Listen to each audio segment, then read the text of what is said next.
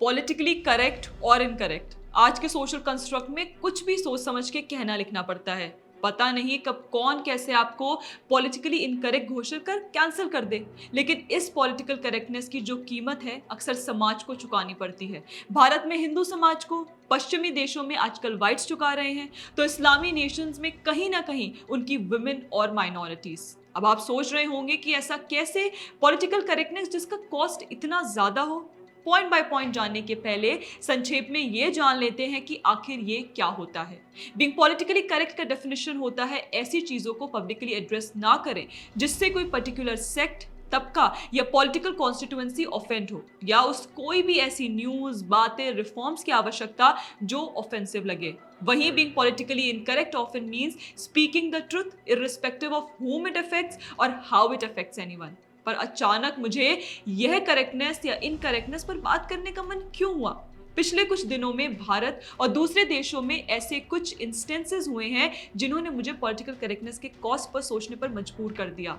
देखने पर ऐसा लगता है कि सबके अपने ओपिनियंस हो सकते हैं, कुछ फ्रीडम ऑफ एक्सप्रेशन की आड़ में छिपकर इसे जस्टिफाई भी करते हैं, लेकिन सच तो ये है कि इनकी पॉलिटिकल करेक्टनेस कई देशों को कल्चरली डिस्ट्रॉय कर रही है, तो कहीं लॉ एंड ऑर्डर का मजाक बना रही है। अब भारत में हाल ही में वक्फ अमेंडमेंट बिल टेबल हुआ, इस पर डिबेट छिड़ी। बिल है रिफॉर्मेटिव, इसमें कुछ गलत नहीं है। अगर आप अमेंडमेंट्स पढ़ें तो मुस्लिम समाज के अंडर रिप्रेजेंटेटिव तबके जैसे बोहरा, पसमानदा, शिया, मुस्लिम वुमेन्स को बोर्ड में हिस्सा मिलेगा। इतने वर्षों बाद उन्हें अपना हक मिलेगा जो मुस्लिम समाज के ओवरऑल अपलिफ्टमेंट के लिए ही अच्छा है। तो इसमें पॉलिटिकल करेक्ट या इनकरेक्ट कहाँ आया, है ना?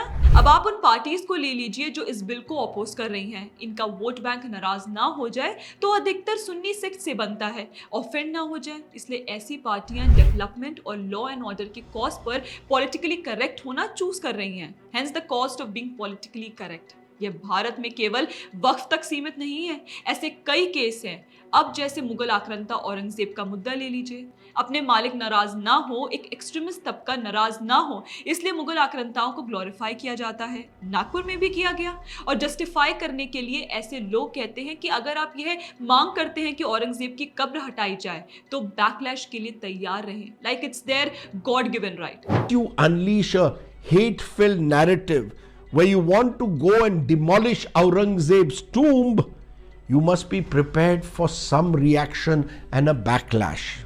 इनके इस पॉलिटिकल करेक्टनेस की कीमत अक्सर वो समाज उठाता है जिसने औरंगजेब जैसे इस्लामिक टेररिस्ट को सहा था, जो छत्रपति संभाजी महाराज के जख्मों के बारे में केवल सोच कर रोता है। 2002 के दंगों की रिपोर्टिंग और नैरेटिव सेटिंग में भी यही हुआ। ऐसे करने वाले आज तक डिनाई करते हैं कि कार सेवकों को ट्रेन में जलाया गया था।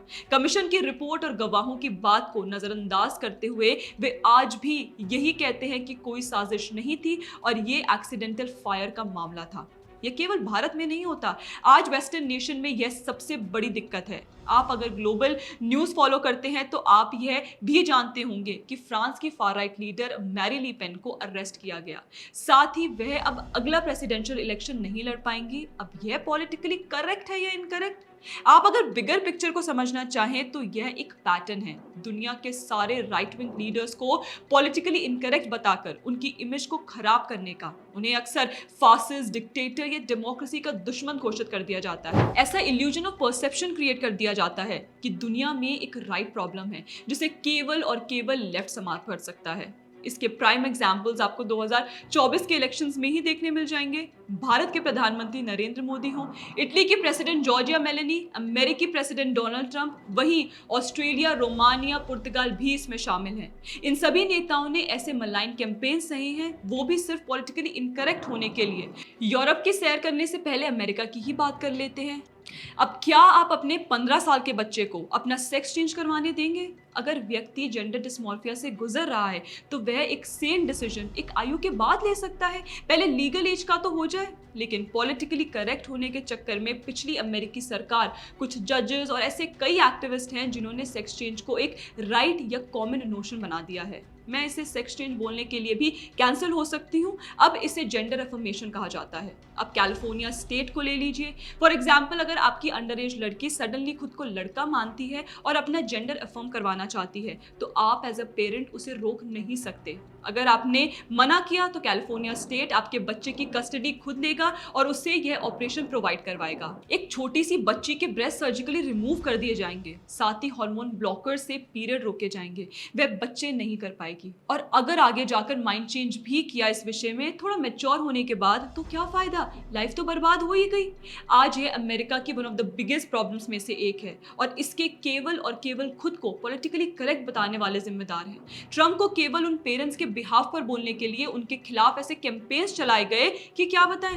अगर मैं राजनीति भी बीच में ना लाऊं तो फिर भी किसी फैमिली को बर्बाद करने का हक आपको किसने दिया? वहीं यूरोप में तो इनके लेवल ही अलग हैं। आप एक्स स्क्रॉल करते करते ऐसे वीडियोस देख लेते हैं जहां हर दिन कोई ना कोई बेबस व्यक्ति इलीगल इमिग्रेंट्स के हाथों असॉल्ट हो रहा है, लड़कियों का रेप हो रहा है। साथ ही यूरोप की कल्चरल आइडेंटिटी लगभग खत्म हो चुकी है। इनका प्राइम एग्जाम्पल है फ्रांस, ब्रिटेन, जर्मनी, स्पेन और Italy before Meloni. Politically correct होकर अगर बात करूं तो यह ह्यूमन राइट्स के अंडर मामला आता है, लेकिन अगर सच कहूं तो यह इमिग्रेशन केवल एक फसाड है यूरोप के इस्लामिफिकेशन का।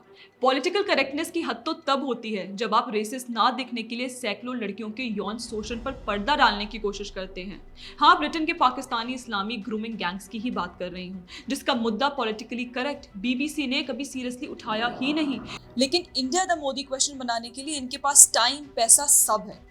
पॉलिटिकल करेक्टनेस का भूत भारत में भी इतना है कि कोई अपने मोलेस्टर को इसलिए छोड़ देता है क्योंकि वह नॉन ब्राह्मण था। आपको मजाक लग रहा होगा, लेकिन यह घटना है जेएनयू की। विजिट पर गई डॉक्टर मीना कंडस्वामी को एक नॉन ब्राह्मण ने कैंपस पर मोलेस्ट किया, लेकिन उन्होंने कंप्लेन फाइल करना पसंद नहीं किया क्योंकि उस पर्टिकुलर प्रोफेसर का हेड एक ब्राह्मण था और वह इस कंप्लेन के बेसिस पर एक ब्राह्मण हेड ऑफ डिपार्टमेंट बेचारे मोलेस्टर नॉन ब्राह्मण को फायर कर सकता था। वाह क्या सोच है। अगर ध्यान नहीं दिया गया तो being politically correct might cost us a lot more. Just look at European countries. इसलिए बेबाक रहें और हमेशा सच का साथ दीजिए, no matter who is offended.